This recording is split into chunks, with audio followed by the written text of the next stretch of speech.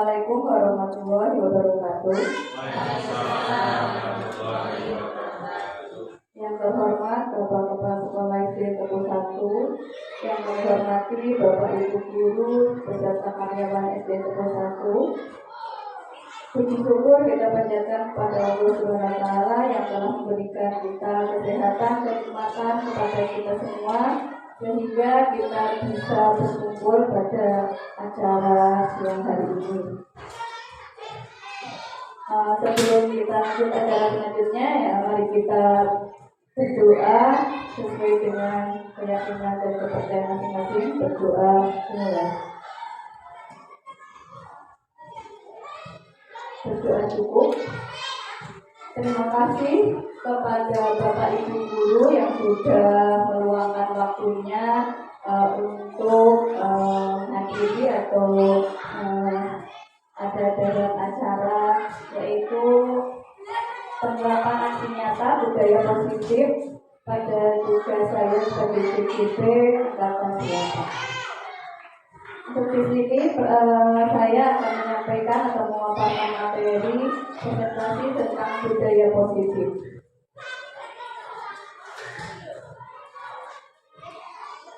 Yang pertama yaitu konsep budaya positif.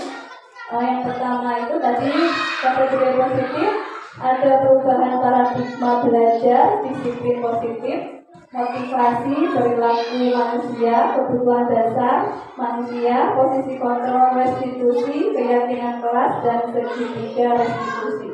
Ini tahapannya ya. Untuk yang pertama perubahan paradigma belajar. Pembelajaran paradigma baru pembelajaran yang berorientasi pada penguatan kompetensi dan pengembangan karakter sesuai dengan profil belajar Pancasila. Profil pelajar Pancasila di sini yang pertama beriman bertakwa kepada Tuhan Yang Maha Esa dan berakhlak mulia. Yang kedua berkebinekaan global, bergotong royong, mandiri, bernalar kritis dan kreatif. Ini sesuai dengan profil pelajar Pancasila nih. Ada 6 ini tadi yang sudah disampaikan. Yang selanjutnya yaitu disiplin positif. Disiplin positif yaitu upaya orang tua atau pendidik dalam memperkuat hubungan dengan anak, memahami perspektif anak-anak, membangun empati, mengurangi hukuman, dan memperkuat kepercayaan. Disiplin positif diharapkan menjadi salah satu langkah untuk menjadi seseorang yang lebih baik dalam jangka panjang.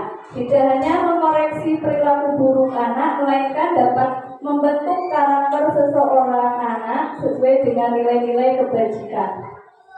Di sini disiplin positif, jadi anak diharapkan dapat membentuk karakter dengan nilai-nilai kebajikan. Anak dapat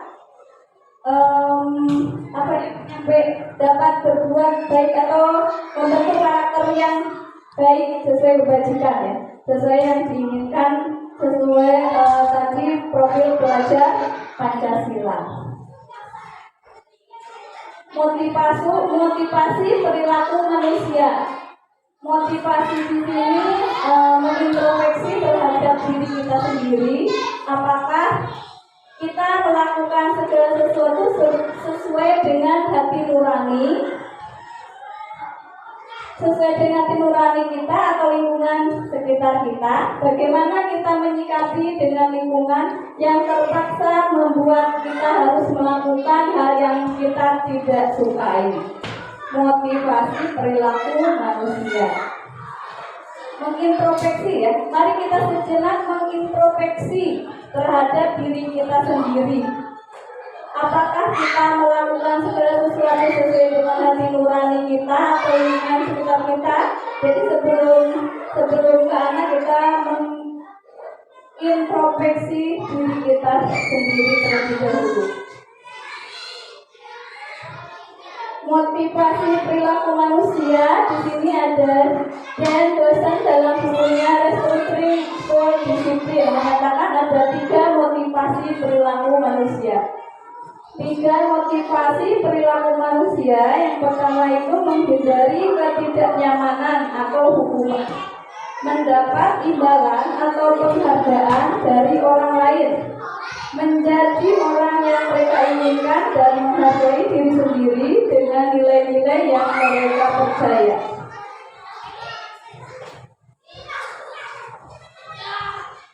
Selanjutnya ada identitas gagal, identitas sukses pada hukuman.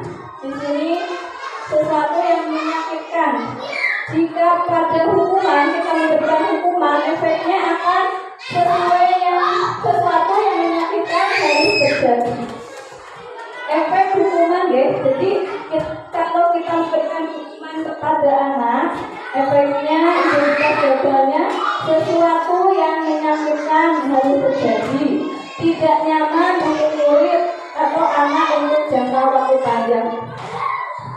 Selanjutnya, efek lain yaitu murid atau anak akan tersakiti.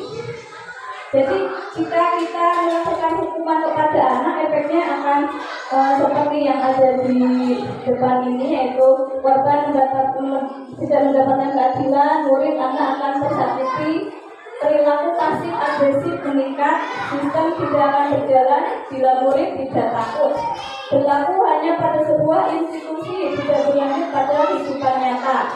Peraturannya adalah kamu harus, hukuman ada kamu harus atau harus begini. Identitas suksesnya disiplin, konsekuensi, restitusi. Konsekuensi di sini sesuatu harus terjadi, restitusinya merupakan pilihan, nanti ada pilihannya. Konsekuensi yang kedua tidak nyaman untuk murid atau anak untuk jangka waktu pendek. Korban bisa diabaikan kalau mendapatkan konsekuensi. Kalau kita mendapat restitusi atau melakukan restitusi, murid atau anak mendapatkan penguatan. Kalau kita melakukan konsekuensinya, korban bisa diabaikan. Jika kita melakukan langkah restitusi, korban mendapatkan ganti.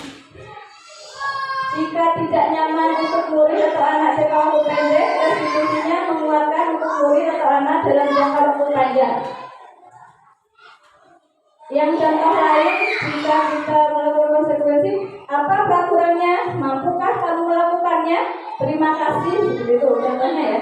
Kalau langkah restitusinya, apa yang kamu yakini? Kalau yakini itu berasal dari dalam diri. Kita merasa yakin dari diri sendiri, dari hati nurani kita sendiri, muncul dari dalam ya. Apa yang bisa kamu lakukan untuk memperbaiki masalah ini? Seperti itu restitusinya.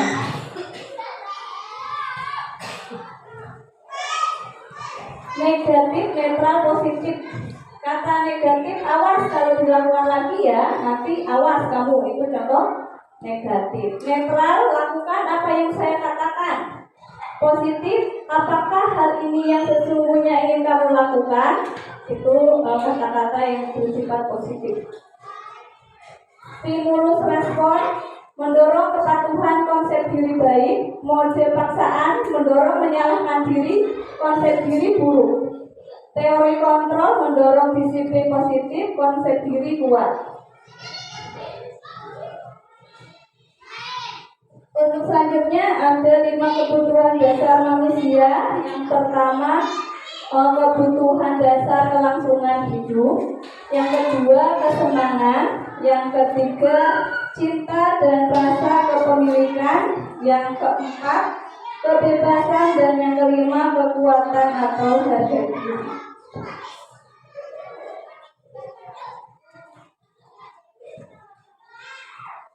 Untuk selanjutnya yaitu posisi kontrol atau restitusi. Ada 5 posisi kontrol restitusi. Yang pertama, posisi penghukum. Yang kedua, posisi pembuat merasa bersalah. Yang ketiga, posisi teman. Yang keempat, posisi pemantau. Yang terakhir, posisi manajer.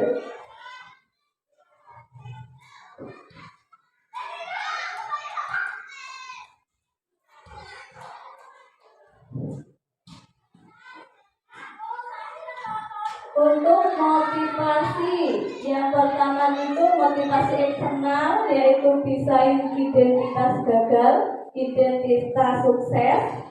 Perilaku kontrol negatif, yaitu yang negatif menghukum dan membuat merasa bersalah. Sedangkan perilaku kontrol positif, teman, pemantau, kontrol diri dan manajer. Contoh guru berbuat di sini menghardik, menunjuk-nunjuk, menyakiti, menyindir. Itu contoh yang menghukum ya. Untuk contoh kedua, kalau kamu tidak melakukannya, saya akan melaporkan kepada orang tua atau kepada kepala sekolah gitu ya. Jadi ada penghukum. Nah, selanjutnya membuat merasa bersalah. Contohnya berceramah, menunjukkan kekecewaan mendalam. Di sini guru berkata, kamu sudah mengecewakan ibu. Nah, misalnya kamu sudah mengecewakan ibu. Nah, itu contoh pembuat merasa bersalah. Jadi anak akan merasa bersalah ya. Yang selanjutnya berlaku kontrol positif. Nah, contoh yang positif di sini membuatkan untuk murid-muridnya alasan-alasan untuk murid-muridnya. Contoh yang dilakukan, guru berkata, lakukan demi bapak ibu guru ya. Ya sudah, nanti bapak ibu bantu bereskan. Jadi ada solusi langsung. Ada solusi yang bisa dilakukan. Untuk pemantau, kontrol positif pemantau yaitu menghitung dan mengukur. Contoh guru berkata, apa peraturannya, apa konsekuensinya, apa yang telah kamu lakukan, apa yang terjadi sekarang. Itu pemantau. Untuk kontrol selanjutnya yaitu kontrol diri sebagai manajer, yaitu guru berkata mengajukan pertanyaan-pertanyaan. Apa yang kita yakini? Apa kamu meyakini hal tersebut? Kalau kamu meyakininya, maukah kamu memperbaikinya? Itu seperti itu contoh guru berkata seperti itu ya. Kalau kami memperbaikinya, jadi kira-kira hal tersebut akan menggambarkan apa tentang dirimu. Seperti itu. Selanjutnya hasil, yaitu hasil yang pertama tadi dari identitas gagal menghukum, memberontak, pendendam, menyalahkan orang lain. Untuk hasil dari rasa bersalah ya, membuat rasa bersalah, menyembunyikan, menyangkal, berbohong. Contoh murid berkata, saya tidak peduli. Yang kedua, maafkan saya, cuma maafkan saya, tapi nggak tahu besok melakukan lagi atau tidak. Untuk perilaku kontrol positif, teman, ketergantungan hasilnya. Contoh murid berkata, saya pikir bapak atau ibu teman saya. Untuk kontrol pemantau, menyesuaikan bila diawasi. Murid berkata, saya akan dapat berapa bintang kalau melakukan hal tersebut. Jika sudah melakukan hal tersebut, saya akan mendapatkan apa. Itu yang kontrol manajer, yaitu menguatkan watak. Jadi kita bisa meyakini sendiri, menguatkan karakter. Bagaimana cara agar saya bisa memperbaiki keadaan ini? Itu contoh murid berkata seperti itu. Saya akan memperbaiki masalah ini dengan, misalnya kalau terlambat, saya akan memperbaiki ini dengan tidur lebih awal, atau saya tidak tidur malam, atau saya tidak akan bermain HP saat waktu tidur. Begitu, ada solusi yang dilaksanakan. Nah, untuk keyakinan kelas, mengapa harus keyakinan kelas, bukan peraturan kelas? Keyakinan kelas di sini yaitu prosedur dalam pembentukan keyakinan kelas, prosedurnya atau aturan urusannya ya, langkah-langkahnya. Yang pertama, mengajak warga kelas untuk berpendapat mengenai peraturan yang perlu disepakati bersama. Yang kedua, mencatat semua masalah di papan tulis atau kertas besar di mana warga kelas dapat melihat hasil kesepakatan. Yang ketiga, menyusun keyakinan kelas sesuai dengan prosedur pembentukan keyakinan kelas dengan menggunakan kalimat positif. Yang selanjutnya, meninjau atau mengevaluasi kembali pendapat yang sudah dicatat. Setelah itu, keyakinan kelas selesai, maka semua warga kelas dipersilakan meninjau ulang dan menyetujui dengan menandatangani keyakinan kelas tersebut, termasuk guru dan semua murid. Keyakinan kelas selanjutnya bisa diletakkan di dinding kelas atau tempat yang mudah dilihat semua warga kelas. Jadi keyakinan kelas ini berawal dari diri kita, merasa yakin apa yang harus menjadi kesepakatan kelas. Contoh kesepakatannya datang tepat waktu, keyakinan kelas yang kita sepakati. Selain itu, menghargai atau menghormati teman. Jadi jika keyakinan ini tidak boleh ada kata dilarang, tidak boleh ada kata tidak, jangan, tapi katanya bersifat positif. Jadi langsung misalnya jangan membuang sampah sembarangan, itu tidak boleh, tapi jaga kebersihan atau buang sampah di tempat sampah, seperti itu deh. Keyakinan kelas selanjutnya bisa diletakkan di dinding.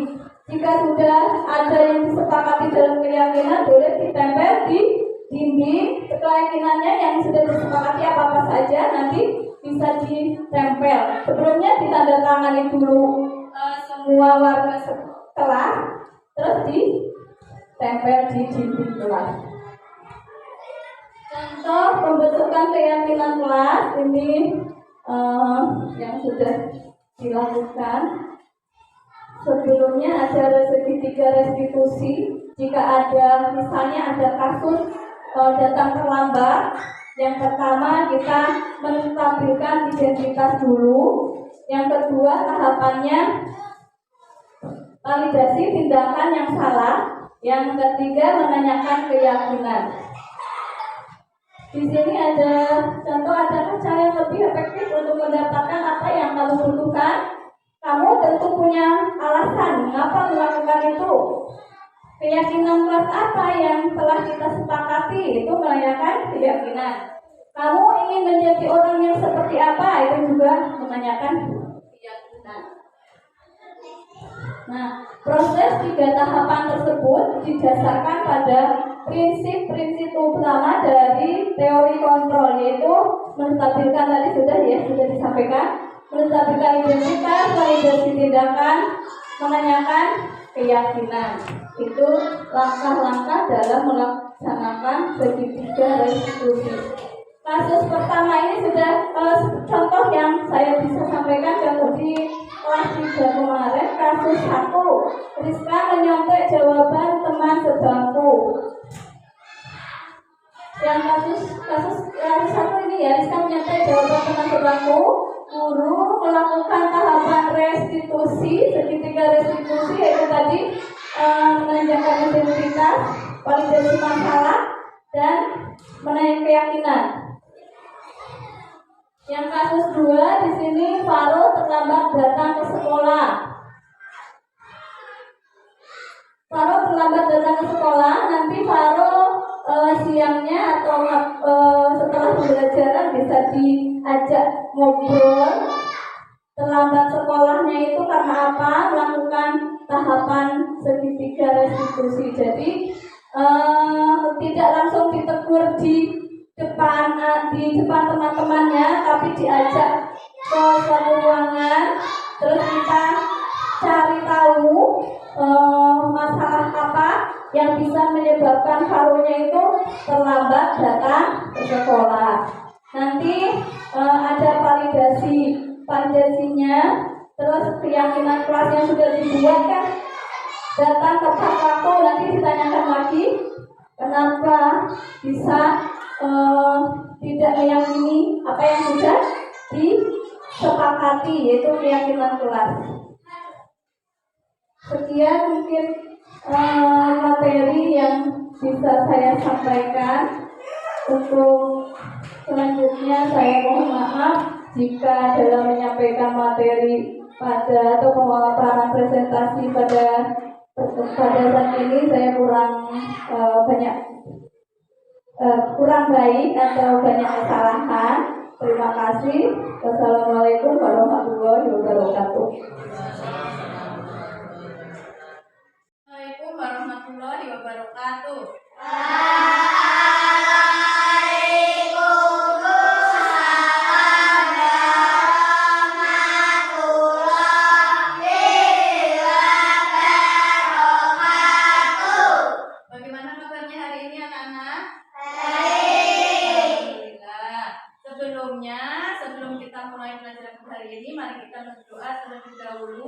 Silahkan dipimpin untuk berdoa. Siap-siap sudah dimulai.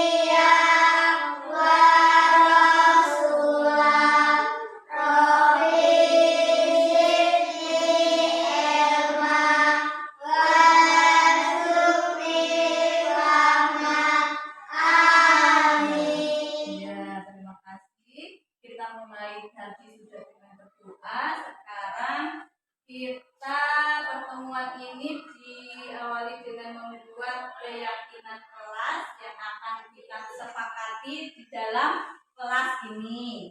Keyakinan kelas itu apa? Keyakinan yang ada muncul dari diri kita, yang kita laksanakan di kelas, yang sama sesuai dengan nilai-nilai positif. Misalnya contoh keyakinan kelas itu seperti peraturan, tapi kalau peraturan itu peraturan biasanya ada kata jangan, harus itu, tapi kalau keyakinan ini tidak boleh memakai kata jangan, tidak boleh.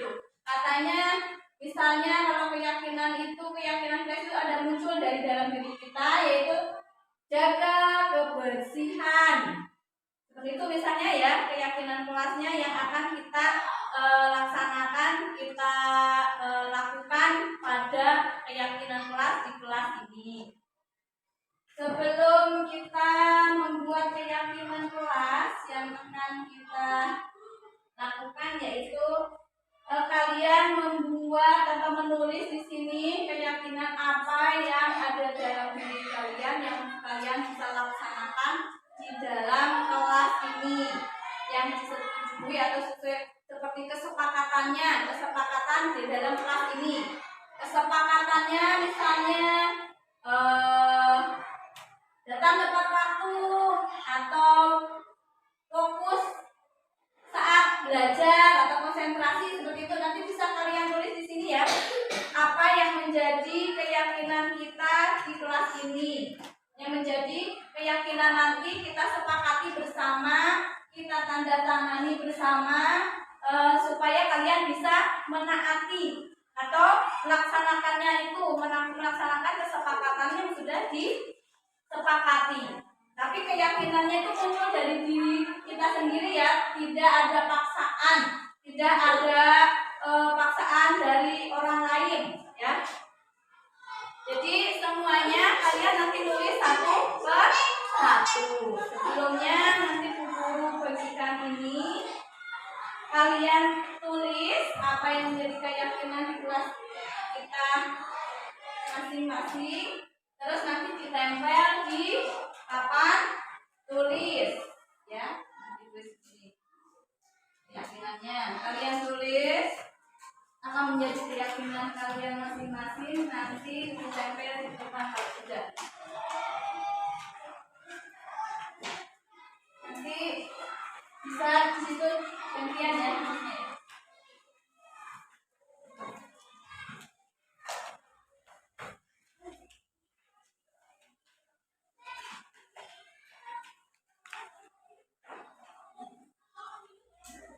Ada yang belum?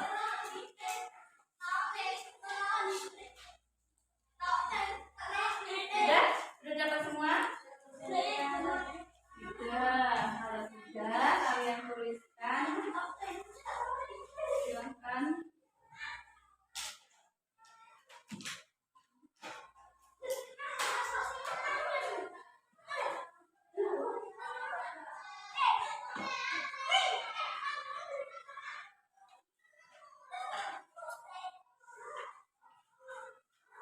Sudah belum? Belum. Boleh nanti kalian menuliskan beda dengan temannya, nggak apa-apa.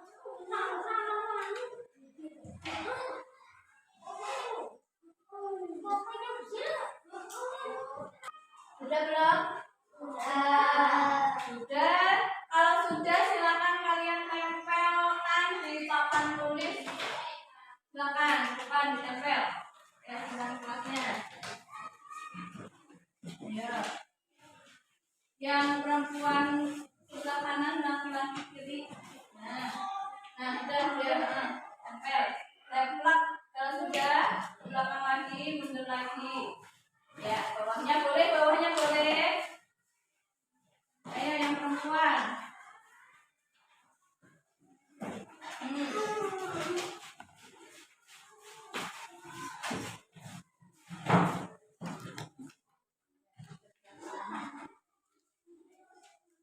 Ya, nggak apa-apa. Ini balik. Akan tulis lagi. Balik tadi.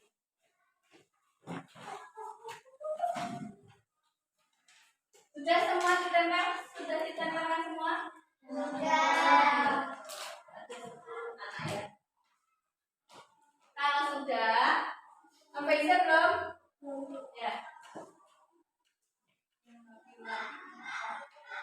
Di sini ada baru 9 anak yang sudah menempel. Perempuan sini sudah lengkap semuanya ya. Ada 10. Yang pertama kita bacakan menjaga kebersihan. Fokus saat belajar. Datang tepat waktu. Menjaga kebersihan. Fokus belajar tepat waktu. Menjaga kebersihan. Berkata sopan. Menjaga kebersihan. Apalagi? Menghormati teman atau menghargai teman. Jadi yang kita ambil kalau yang sama nanti diambil yang ini aja, yang sama-samanya ya. Jadi yang ada menjadi kesepakatan itu dari kebersihan, menjaga kebersihan, fokus saat belajar, datang tepat waktu, menghormati, saling menghormati, berkata sopan. Nah, sudah dapat 5 keyakinan kelas yang kalian buat tadi, dikerucutkan. Kalau yang sama tidak usah di ini ya, sama-sama. Sekarang kita ambil ini yang beda-bedanya aja. Jadi yang sudah kalian tulis tadi kesepakatannya atau keyakinan kelasnya, yaitu yang pertama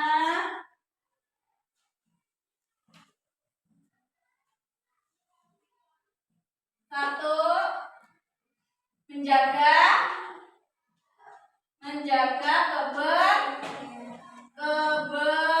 kebersihan. Yang kedua apa? Datang tepat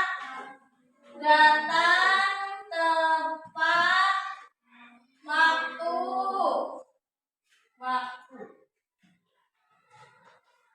Yang ketiga apa?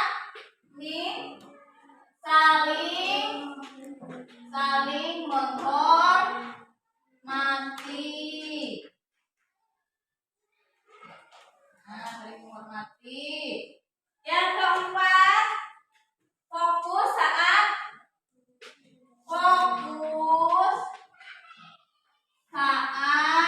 belajar. Yang terakhir, berkata sopan.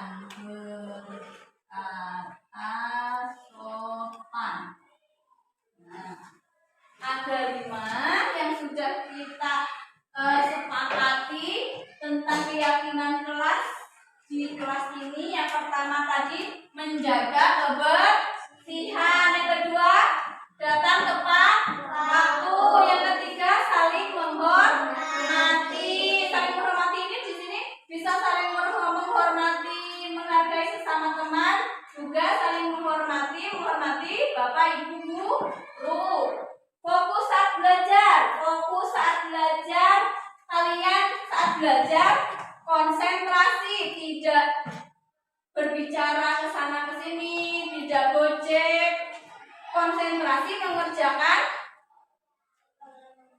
pelajaran, mengerjakan tugas. Berkata sopan. Nah, untuk berkata sopan di sini keyakinan kelasnya, contohnya kalian berkata sopan santun, tidak mengeluarkan kata-kata yang kasar, tidak berbicara yang kotor, berbicaranya berkata sopan dengan sesama teman ataupun dengan bapak ibu guru. Nah, keyakinan ini sudah kita yakini bersama-sama. Kalian siap tidak melaksanakan ini?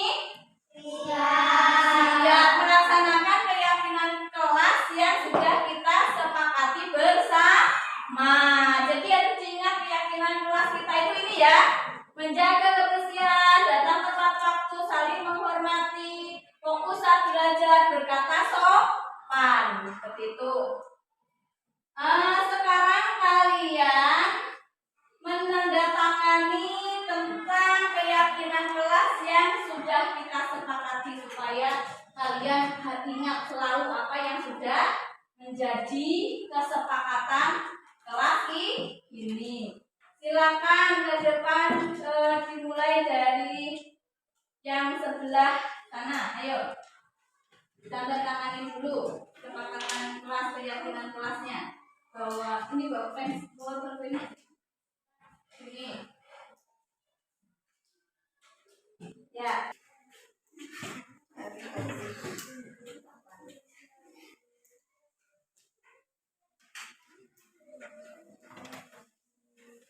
Ayo Hendra.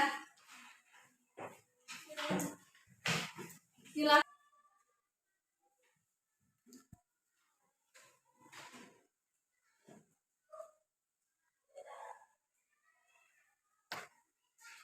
Ayo silakan.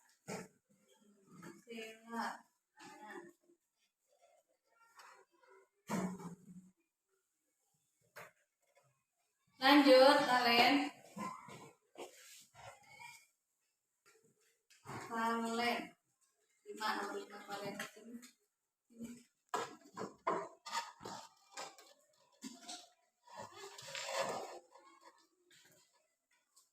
Kalian baru lanjut nanti ya. Alvaro.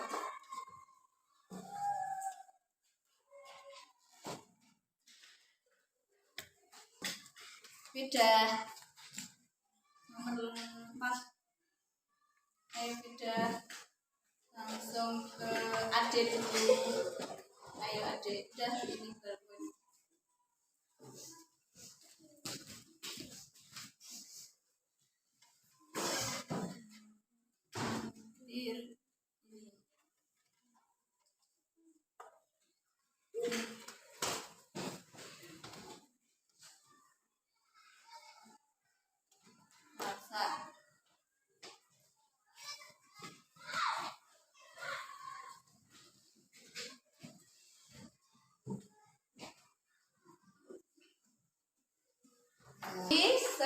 masing-masing. Jadi kalau sudah seperti ini, kalian sudah harus melaksanakan apa yang sudah menjadi keyakinan kelas yang sudah kita sepakati bersama. Jadi kita laksanakan bersama-sama. Kita lakukan ya, siap?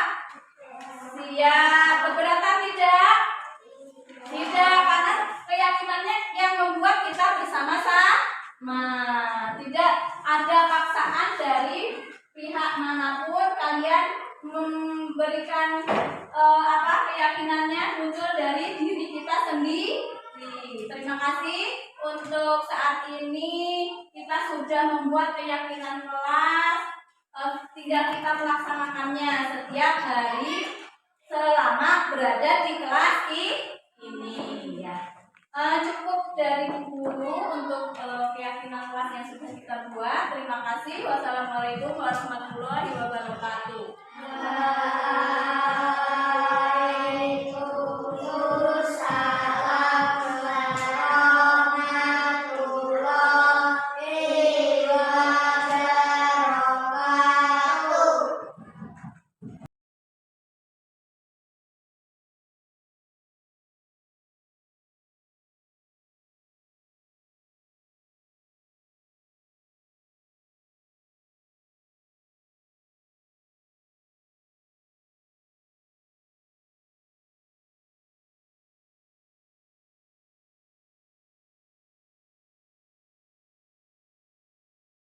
Assalamualaikum warahmatullahi wabarakatuh. Nama saya Rizka. Saya senang sekali melakukan praktek segitiga restitusi bersama Bu Yuni. Saya diajarkan mencari solusi dari masalah saya sendiri. Terima kasih. Wassalamualaikum warahmatullahi wabarakatuh.